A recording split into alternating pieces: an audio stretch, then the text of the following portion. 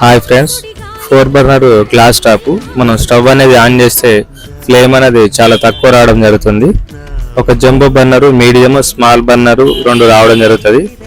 ఈ jumbo burner వచ్చేసి 2 జెట్లు రావడం జరుగుతుంది. చూడండి, ఈ 2 జెట్లు అనేది ఓపెన్ చేస్తే మనకు జెట్ లోపల డస్ట్ అనేది ఉండడం జరిగింది. ఈ జెట్లు అనేది నీట్గా క్లీన్ చేసి సేమ్ అదే విధంగా మనం అనేది ఫిక్స్ చేసుకోవాలి.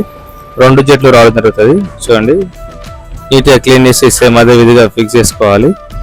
నెక్స్ట్ వచ్చేసి మీడియం బర్నరు, దీనికి కూడా ఒక జెట్ రావడం జరుగుతుంది.